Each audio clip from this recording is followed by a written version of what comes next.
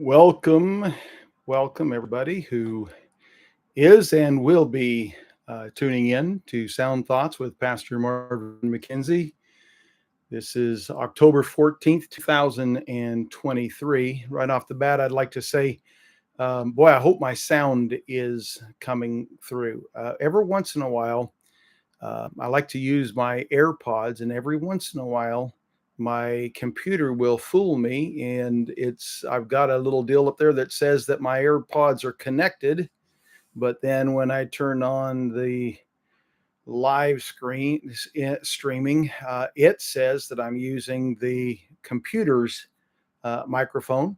So if I take out the AirPods, which I've done a couple of times, that means there's no sound at all. So I have no idea right now if there is sound, or if the sound's coming through my AirPods, or if the sound's coming through the computer. I'm not sure which one it is. I'm just going to do the best that I can, kind of experimenting with it a little bit, I guess, today, just to see what happens with it and how it all works out. So I'm going to start out with an update on my wife's cancer situation. Anita was fitted for her radiation on last Tuesday. I said they created a jig. The doctor said that he's going to put her in a bean bag and they're going to suck all the air out of it and make a mold. Anita said it wasn't very much like a bean bag. It was kind of harder than that. She said she was surprised because she thought it would kind of suck her in there and make her hold her real tight inside it, and it did not do that. So she didn't feel like it gave her any kind of claustrophobia. She said it looks like she's going to be inside like maybe a CT scan. Radiation, maybe even she thinks might even be done within that CT machine.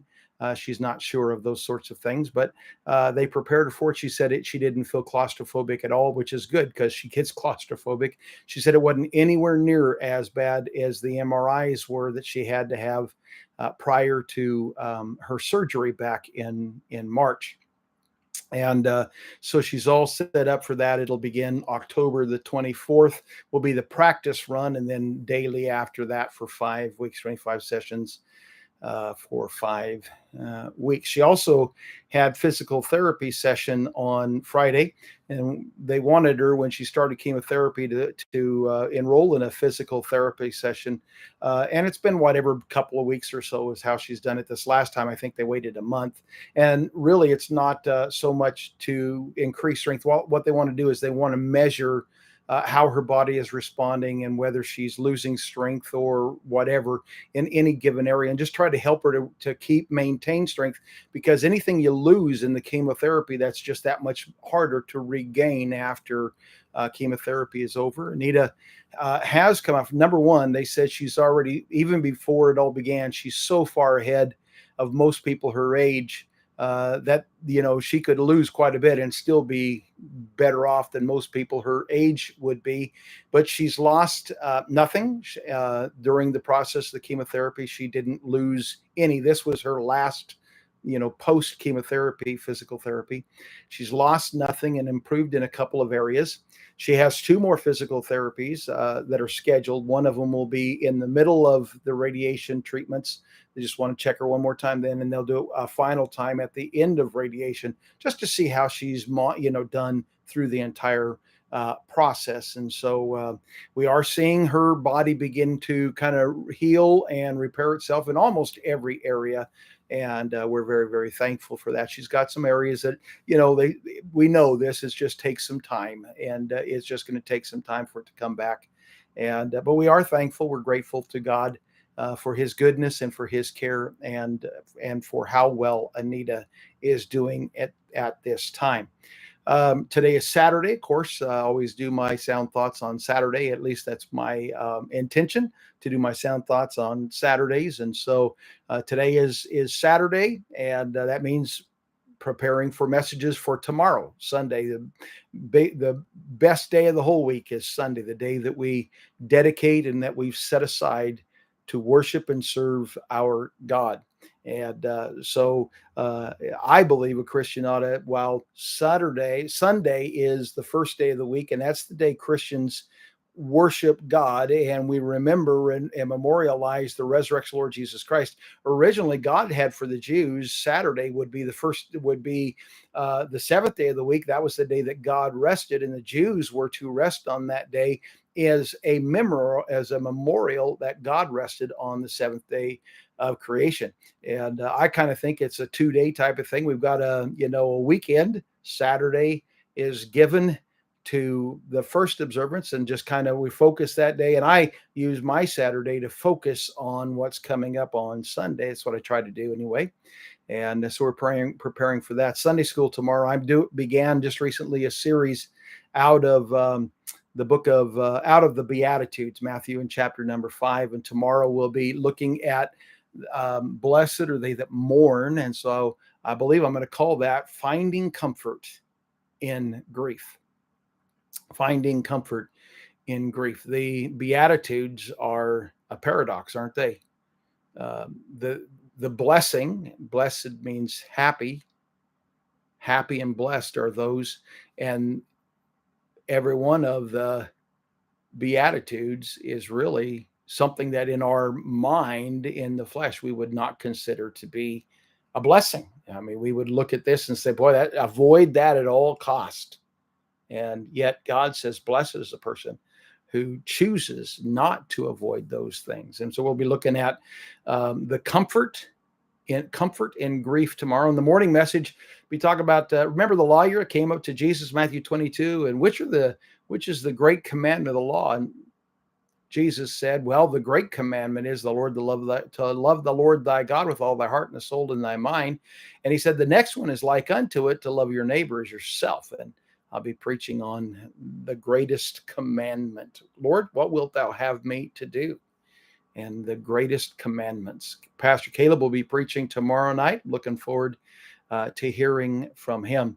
Boy, in our world this week, it's been something. Last week, just before I recorded our Sound Thoughts program, I saw where candidate for governor Dave Reichert had taken a stand with supporting Israel in the attacks that they had experienced on that day. And it's turned out, the attacks in Israel, one Israeli spokesman that I heard from, a reserve officer in the Israeli Defense Forces, IDF, said that in order to see a day worse than last Saturday, October the 7th, we'd have to go all the way back to the Holocaust to see where so many Jews were murdered in one single day.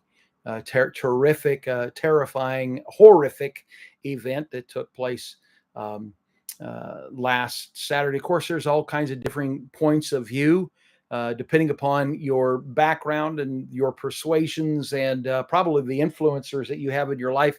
You probably have different ideas, whether I've heard people say, I've heard people justify Hamas for such atrocities because, of the afflictions and cruelties that they say Israel has placed upon them. One fella this week said that Israel has been doing the very same thing to Palestinians for decades. I asked him to produce some kind of documented evidence of that taking place. And but all kinds of different ideas. I can't imagine that anyone would think it's ever okay to behead a baby. Can't imagine. But we live in a strange world. This world is naturally inclined to the unjust. It just is that way. And so those of us who incline to the Lord, we're looking into this world. We see all kinds of weird things going on. And the Beatitudes, the paradox of the Beatitudes becomes a reality for every single day of our lives as we as believers look into this world and see the things that are going on. But I am glad, for the most part, it appears that our country is honoring its commitment to our friends in Israel. I'm glad for that. I have an interesting ongoing conversation. Don't know how long it'll go on, with a man who initially challenged my support of Israel, and in the midst of the conversation at some point, he says, "Do you actually know the history of Palestine?" And I do know something about the history of Palestine, but of course, I know it from a biblical point of view. And so, I do have a bias because of that. I believe God gave that land to his children, Israel. I believe he did that thousands of years ago. And so, whoever you want to say, the Canaanites and so forth, ahead of time, I think it is interesting. Gaza, the area that is um, at issue right now, is where the Philistines were from. And Philistines, I think Philistine as I think Palestine is uh, a modernization of the word Philistine. And so I think that's an interesting thing the that the area that is in conflict right now is the area where the Philistines, that were such a terrible enemy of the Jews in the days of Saul and David and before, is what's going on right now. But anyway, so this fellow says, "Do you actually know the history of Palestine?" And I wrote it back, said, "Yeah, actually I do. I've recently, a friend of mine, actually a couple years ago, gave me a book called I Am Cyrus, Harry S. Truman and the Rebirth of Israel." It's written by a man by the name of Craig von Busick, I believe it is. And so I was able to actually to send him a link to that book. He said, "Thanks, I'll check it out. We'll see how that goes." I really do believe positive conversations from people on both sides is going to be the most beneficial thing that we can do. And I really am looking for opportunities to get into not arguments and debates and attacks one with another, but we're get into some serious conversations and just kind of talk over our viewpoints. You have a person say, "Well, you don't know that much," or I could say, "Well, yeah, but you only learn it from one side." And we talk about our worldviews, and the problem is so often what we do is we just challenge each other that your worldview is no good without even knowing what the other person's worldview is. And so to be able to actually talk about positions and worldview really makes some sense to me. Moving on to another subject, Eric Hovind. Now, I think Eric Hovind's dad, who at one time was a fundamental Baptist preacher, evangelist, creation scientist type of a promoter, I think he's gone south in some doctrine. Eric Hovind, his son, my understanding, has kind of changed camps from his dad, and I don't exactly know where Eric Hovind ended up completely. But I do know that I like some of his short videos and some of the little stuff that he does on creation science. This last week, I um, said something positive about one of his little videos, and a guy has attacked me and made a picture of someone wearing a tinfoil cap, and called me, said I won the tinfoil award this week, and that kind of a thing. And he just because I believe the Bible, that means I must not believe in science. And because I believe here, this is a truth, because I believe the Bible, I believe that what is modern science is really science falsely so called. That I do believe in science. I believe in sound science. I believe the Bible actually even promotes and provides sound science and the basis for sound science. But what we have today, it is not science at all, because it can't be observed. Evolution, they can't observe it. They don't see it happening today, and it can't be reproduced. They can't say, here is what I think happened, billions of years ago. And here's why I know that my position is true. My theory is true, because here, let me show you, I'm going to make it happen again. They can't do that. They're just theorizing. And so I think it's a lot more like a good guys club, where all of these modern day scientists, what they do is they go to school to learn how to prop up one another's ideas, and they come up with their own ideas. That's how they make a name for themselves. But there's nothing new under the sun, and all it is really a means to try to say, here's how everything exists without God. Because if there's no God, they're not responsible to him. Well, anyway, back to Hovind, Eric Hovind.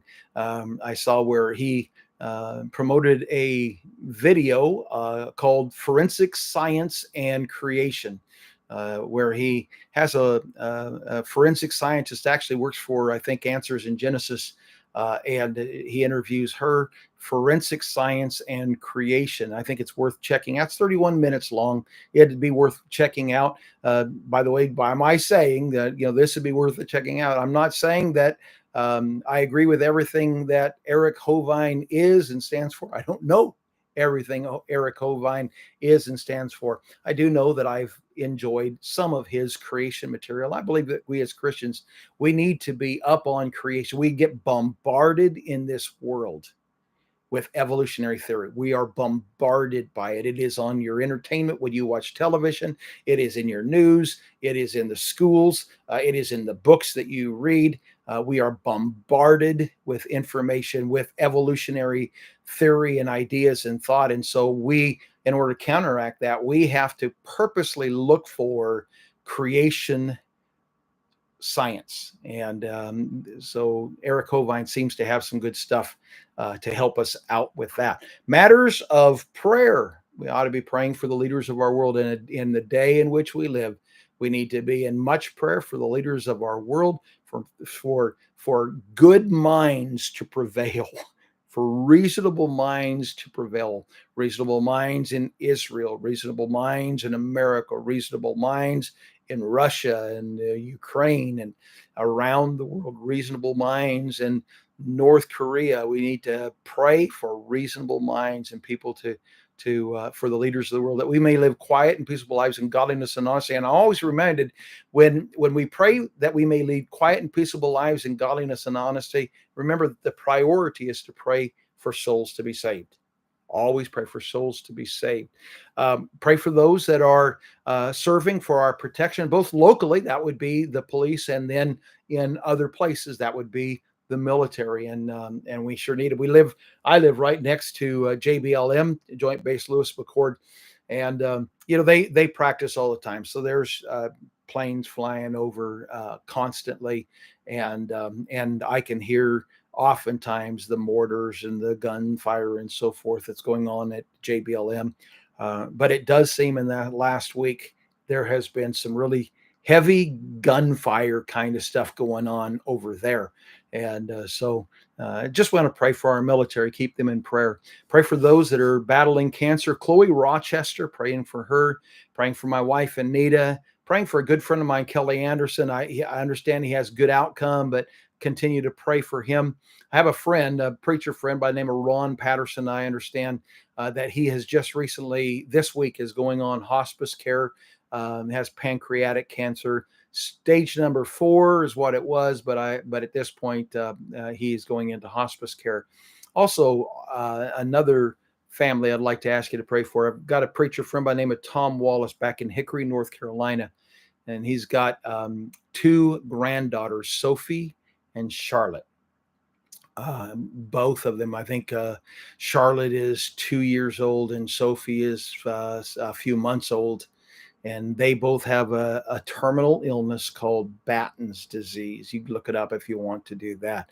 The family is displaying incredible grace. God is lifting them up and holding them up in this time. And thank the Lord for that. But I'd like to encourage you to pray for and support the Wallace family and little Sophie and Charlotte Wallace.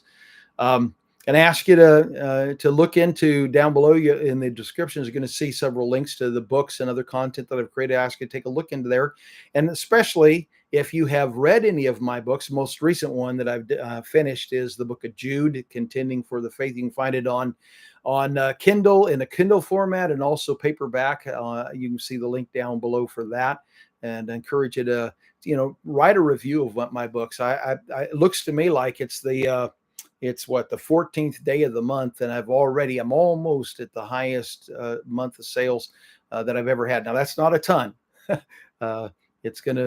The highest I've ever had is like $101, and I'm almost $100 now on the 14th, and so I might reach either match or maybe even beat the highest month I've ever had in book sales. I was talking to my wife yesterday. In order to actually sell books, selling books has to become your full-time business. It has to be one of those deals where I'm willing to travel and to speak at events meant to sell books. and that sort of thing. And I'm just not willing to do that. That's not my focus, and really where I want to be. I do sometimes take books with me when I go to different speaking engagements or different pastors meetings. I sometimes take my books with me. I was just at a meeting this last week in Yakima Home Missions Conference, and I've taken my books there for years, and they allow me to set up a display table, but I never even stand at the table. So this year, went there, and the last day when I got ready to put my books away, I saw there was money. Actually, someone had just taken some money and they put it underneath my business cards. And since I wasn't there, usually what they end up doing is someone will come up and say, "Hey, I bought a book from you, and I gave the money to your son," or my sons will come up. One of my boys will come up and say, "Here, Dad, someone bought one of your books and gave me the money," and which is a really poor business model, I guess. I don't know what books they bought, and I'm not good at counting how many that, taking inventory. I don't, those, it's just not a matter to me. I want people to have the material. If I benefited in the study and the preparation for it. And so I'm hoping that they're going to benefit, that they can benefit from, okay. You can come in. My wife just got here, and so she's going to be here in right now. And so there's my daughter-in-law as well. She's here, and so they're both walking in quietly, and then they're going to slip out quietly as well, I think. And so anyway, but if I'm not much of a businessman with the books, and so just encourage you, if you would want to buy something, order it on Amazon. That'd be wonderful. And if you'll leave me a review for anything that you've read of mine, I would be thankful for that.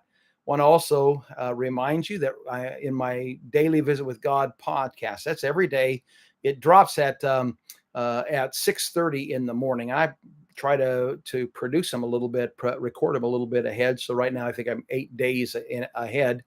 But right now I'm in the book of only 2 to 3 minutes long. Right now I'm in the book of Psalms. And here's the thing about the Psalms. The Psalms deals with almost every emotion. In fact, I'm sure every emotion known to man. I'm not going to probably hit every emotion known to man, but the Psalms will. And we're going to go through the Psalms just carefully, one at a time. I think to the last one I've recorded now, or I think the one that dropped today is in Psalms 15. And so if you or someone is depressed or discouraged or disappointed or tired or afraid, or they have hurt feelings, something's going on in their life like that, I want to encourage you to subscribe to my podcast. It is Marvin McKenzie. That's one word, marvinmckenzie.substack.com, and subscribe there. You'll get them every day as they drop. You can listen to it, of course, any time of the day you want to. And if you will subscribe to it on Substack, then you can leave comments that I'll be able to get and respond to. And so that's it for today. God bless you, and we'll see you next week.